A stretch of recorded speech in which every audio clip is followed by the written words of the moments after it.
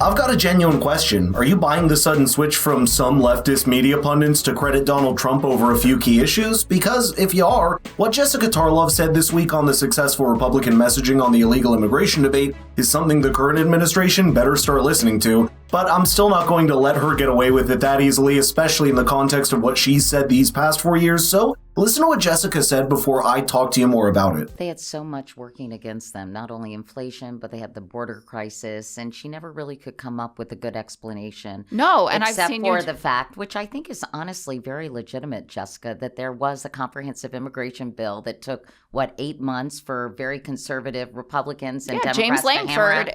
And is not Donald an open Trump, borders guy. Yeah, and Donald Trump said, do not vote on this bill because he wanted to use it as a part of his campaign strategy.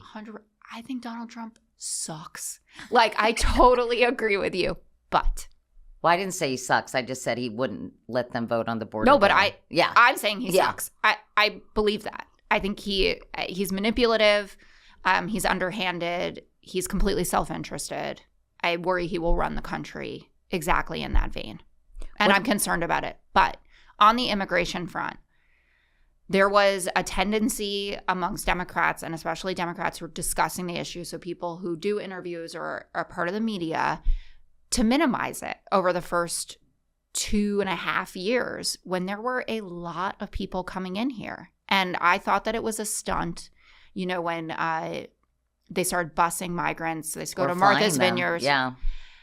It was the smartest thing they ever did. Wait, how is Jessica even speaking in the second person when she herself was part of that media campaign to minimize the issue in those first 2 years? Not just that, what Katie Couric just said about the so-called bipartisan border security bill is exactly why Donald Trump didn't want to be part of that face-saving for the Democrats in an election year that accomplished little to nothing on the ground. That's, of course, on top of what the party believed was a ridiculously high threshold of the bill's critical clauses, not triggering until a threshold of 5,000 border crossings were reached. But even if you look past that, this is just one example of the successful politics that Trump has played to basically make immigration on one of the top voting issues in the country, when it didn't make even the top 5 back in 2016. And in that decade, the Democrats have only provided fodder to Trump's political cannon by moving to an absurd far left on the issue. That's what I think Jessica Tarlov has now realized in the benefit of hindsight, but it's really telling that she's basically admitting how blue states only started paying attention when the impact of rampant immigration reached their doorstep. Because I have a friend who lives in Florida, and I said, what did you think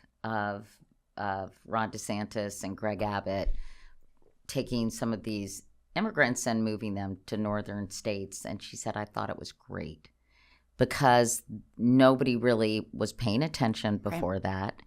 And I do think that this untold story was the strain on social services and communities, particularly along the border, this huge influx of immigrants was having. And I think the mainstream media, however you define that these days, kind of ignored that story to its peril. Not only ignored it, but you could make a good argument that they were protecting Biden from this. That it was like, I would rather talk about how where inflation is coming down faster here than it is for anyone else in the G7 and all of these very good things that were actually happening than deal with a crisis, which is an everyday horror show. For like Eagle Pass, Texas cannot take 10,000 people a day. And it's wrong for us to ask them to do it.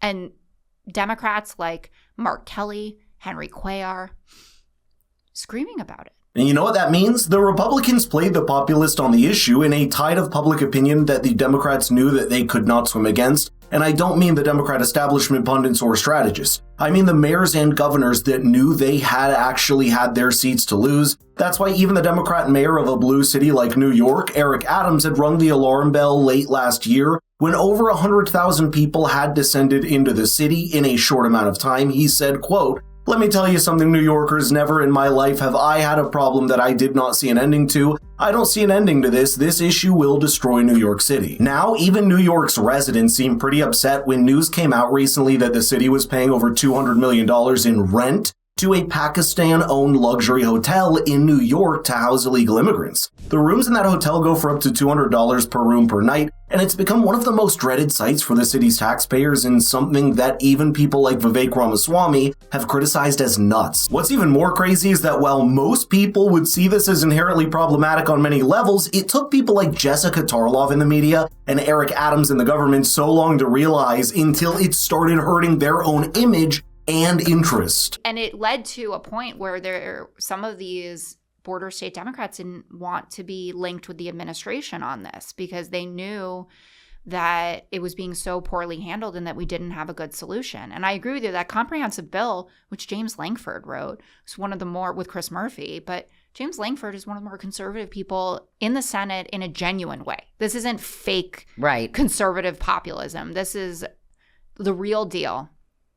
But that still came 3.5 years after this crisis really amped up. And the speed at which we have been able to cut down on border crossings, like because of the executive orders, and President Sheinbaum of Mexico was touting this in her letter back to Donald Trump when he threatened the 25% tariff on her, where he said border crossings down 75% because of the work that we're doing in conjunction with the Biden administration. That's all well and good. But to the average voter, they're thinking, well, why didn't you do this before? If it was an executive order and you didn't actually need congressional approval to do it, why didn't you start with that?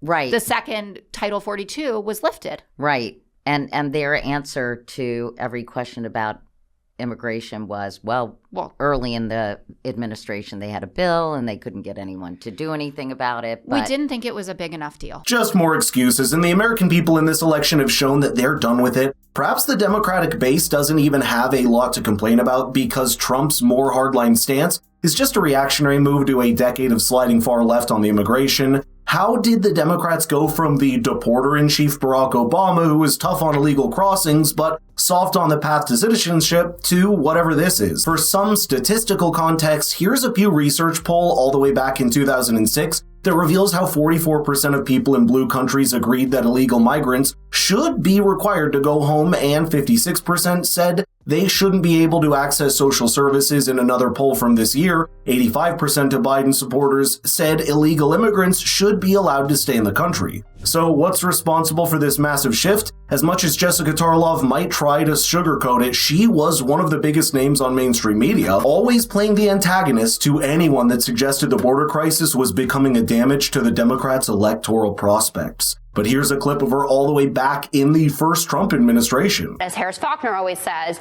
you don't go to the polls to say thank you. Right. You go because there's something motivating you. Right. Wow. And illegal immigration is what he has selected, which he did in 2016 as well, as doing that. I'm going to obviously let Katie speak, but there's a lot that Eric said that I disagree with in terms of, the factual basis for the things that Donald Trump is talking about. And he has been fact-checked to high heaven and shown to be fear-mongering and making things up about illegal immigrant populations, how, often they show up for their asylum hearings, etc. That's the thing about the internet. Everything you say leaves a receipt. But while Jessica Tarlov may not be as consequential, this is a realization that the Democratic Party needs to come to sooner than later, because as long as it tries to swim against the tide of public opinion, it will continue to lose. However, let me know in the comments if you agree, and share this video across your social media for people that need to see it. We're probably going to see the next 4 years reveal many more such people that conveniently change their tone and expect everyone else to go along.